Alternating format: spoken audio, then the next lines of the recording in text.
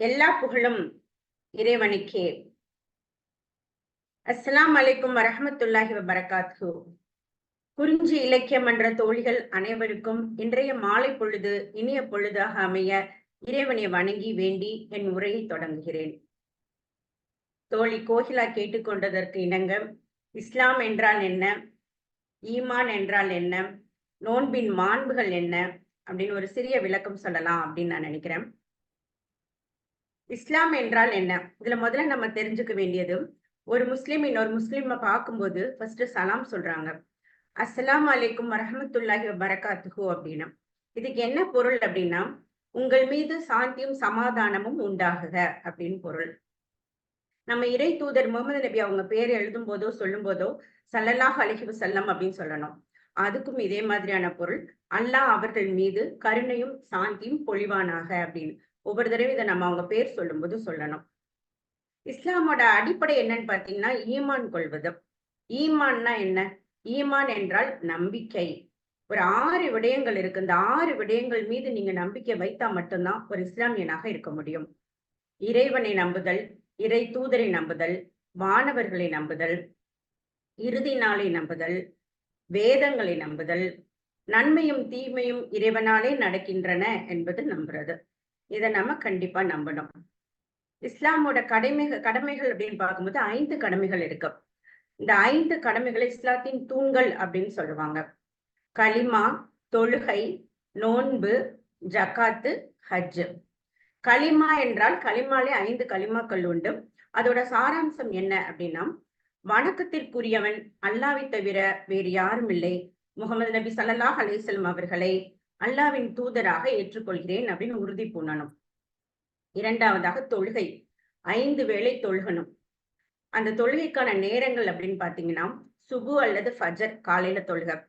அடுத்தது லுஹர், அஸ்ர், மக்ரிபு, இஷா.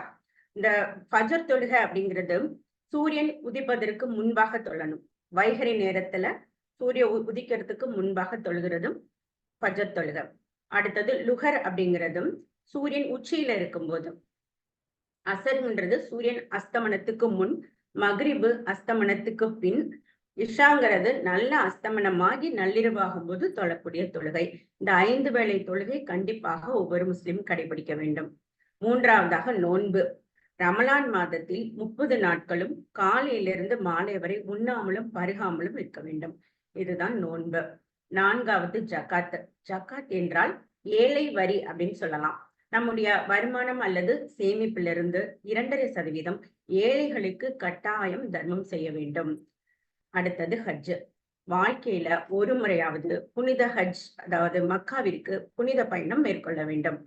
இது நம்ம பக்ரீத் டைம்ல போனோம் அப்படின்னா அதுக்கு ஹஜ் பயணம் சொல்லுவாங்க. அதே இது மற்ற நாட்டுல போனோம் அதுக்கு உம்ரா அப்படின்னு பேரு. இந்த கடமைகள் எல்லாம் கண்டிப்பா நம்ம கடைபிடிச்சாதான் ஒரு முஸ்லிமா இருக்க முடியும். இப்பதான் நம்ம நோன்பை கடந்து வந்திருக்கோம். ரமலான் மாதம் முடிஞ்சிருக்கு. ரமலான் அப்படின்னு எடுத்துட்டீங்கன்னா சுட்டெரித்தல் அப்படின்னு பொருள். தீமைகளை சுட்டரித்து மக்களை நன்மையின்பால் ஏவும் மாதம் ரமலான் மாதம். இந்த மாதத்துல மகத்துவம் என்ன அப்படின்னு பாத்தீங்கன்னா,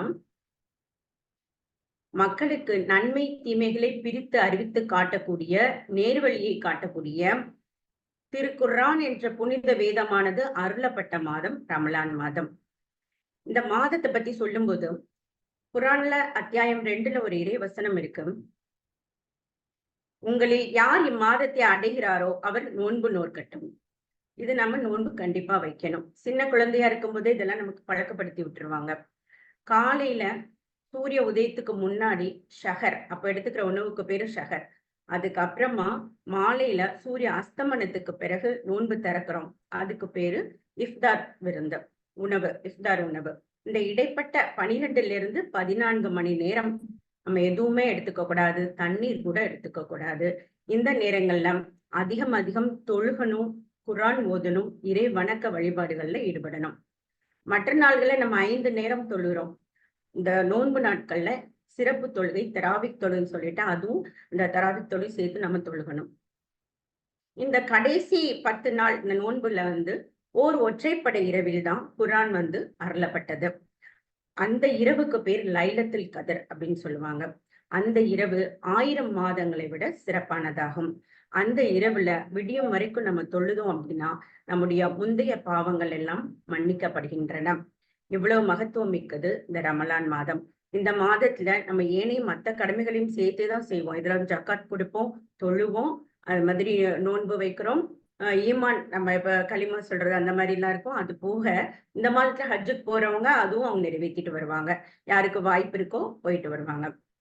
சரி, யாருக்கெல்லாம் இதுல விதிவிலக்கு அளிக்கப்பட்டிருக்கு அப்படின்னு பாத்தீங்கன்னா, வயதானவர்கள், நோயாளிகள், சிறு குழந்தைகள், கர்ப்பிணி பெண்கள், பாலூட்டும் தாய்மார்கள், அடுத்து பிரயாணம் செய்யறவங்க, இவங்கெல்லாம் நோன்பு அந்த நேரத்துல வைக்க வேண்டியது கிடையாது. பிரயாணம் செய்யறவங்க பிரயாணத்தை முடிச்சுட்டு அதுக்கப்புறம் வைக்கலாம். சரி, இந்த நோன்பு வைக்கிறதுனால என்னெல்லாம் நன்மைகள் நமக்கு கிடைக்குதுன்னு பார்ப்போம். முதல் நன்மை என்னன்னா இறை அச்சம். 2வது அத்தியாயத்துல குர்ஆன்ல என்ன வசனம் சொல்லப்பட்டிருக்கு அப்படின்னா, நம்பிக்கையாளர்களே, நீங்கள் இறையச்சமுடையோர் ஆவதற்காக உங்களின் முன் சென்றவர்கள் மீது கடமையாக்கப்பட்டது போல் உங்கள் மீதும் நோன்பு கடமையாக்கப்பட்டுள்ளது அப்படின்னு சொல்லப்பட்டிருக்கு. அதாவது சின்ன குழந்தைங்க 7-10 வயசு இருக்கிறவங்க கூட நோன்பு வைப்பாங்க. ஆனா யாரும் இல்லையே, தண்ணி தவிக்குதே, கொஞ்சம் தண்ணி குடிச்சுக்கலாமே, அந்த எண்ணம் கண்டிப்பா வரவே வராது, அறவே வராது. இறைவன் பார்த்து கொண்டிருக்கிறான் அப்படின்ற அந்த பயம் அவங்க மனசுல இருக்கும். இதுக்கு பேருதான் இறையச்சம், பயபக்தி. இது இந்த விஷயத்துலன்னு கிடையாது. எல்லா விஷயங்கள் செய்யும் போதுமே நம்ம மனசுல தோணும், தப்பு செய்யக்கூடாது, இறைவன் நம்மள பார்த்துக்கிட்டு இருக்கான் அப்படின்னு. அதை நம்ம சிறு வயதுல இருந்தே கொண்டு வரோம். அடுத்தது சுய கட்டுப்பாடு. இந்த செல்ஃப் கண்ட்ரோல்ன்றது முதல்ல நாவடக்கம். உடல்ல ஏற்படக்கூடிய பிரச்சனைகள், உள்ளத்துல ஏற்பட பிரச்சனைகள், இதுக்கெல்லாம் முக்கிய காரணம் என்னன்னா நாக்கு தான். என் உலகத்துல கூட நிறைய பிரச்சனையை உண்டு பண்றதுக்கு காரணம் நாக்கு தான். ஒண்ணு சொல்லால, இன்னொன்னு உணவால. சிலர் பாத்தீங்கன்னா கிரைண்டர் மாதிரி எப்ப பாரு சாப்பிட்டுக்கிட்டே இருப்பாங்க, அரைச்சுக்கிட்டே இருப்பாங்க. ஆனா இந்த 30 நாள் பசி, தாகம் 2யுமே அடக்கிட்டு இறைவனுக்காக நோன்பு வைப்பாங்க. அடுத்தது கோபப்படக்கூடாது. யாராவது நம்ம மேல கோபப்பட்டா கூட நான் நோன்பாளி அப்படின்னு சொல்லி சண்டை போடாம விலகிடணும். சண்டை போட்டீங்கன்னா நீங்க நோன்பு வச்சதுக்கு அர்த்தம் கிடையாது. அந்த நோன்பு முடிஞ்சிடும். சகிப்புத்தன்மையும் பொறுமையும் சக மனிதன்கிட்ட நம்ம கடைபிடிக்கணும். மன இச்சை, உடல் இச்சைகளை அடக்கணும். இப்படி ஐம்புலன்களை அடக்கி ஆளக்கூடிய ஒரு தன்மையை நமக்கு வளர்த்து கொடுக்குது நோன்பு.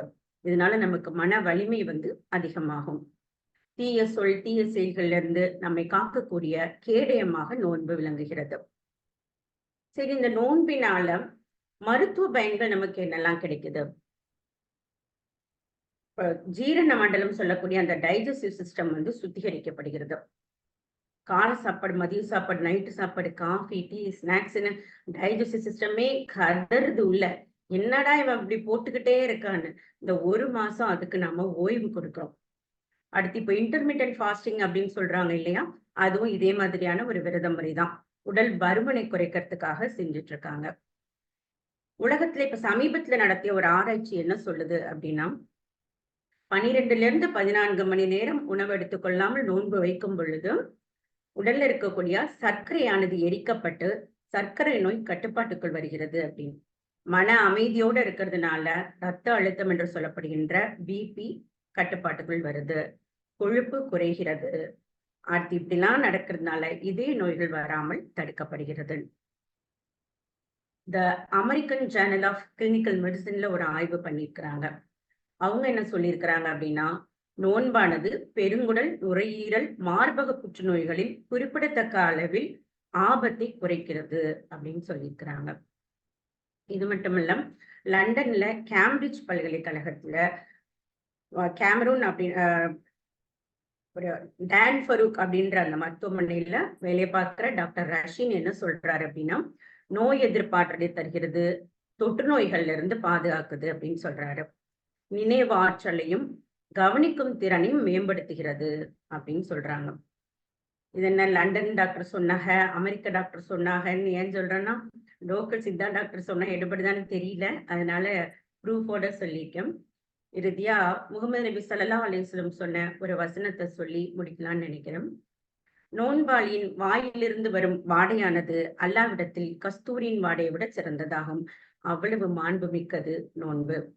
இந்த விளக்கங்கள் எல்லாம் ஒரு சிறிய விளக்கம் தான். இனிமே தேவைப்பட்ட இன்னும் அதிகமான விளக்கங்கள் கொடுக்க தயாராக இருக்கிறேன். குறிஞ்சிலக்கிய மன்றத்துக்கு என்னுடைய மனமார்ந்த நன்றிகளை தெரிவித்துக் கொள்கிறேன். நன்றி.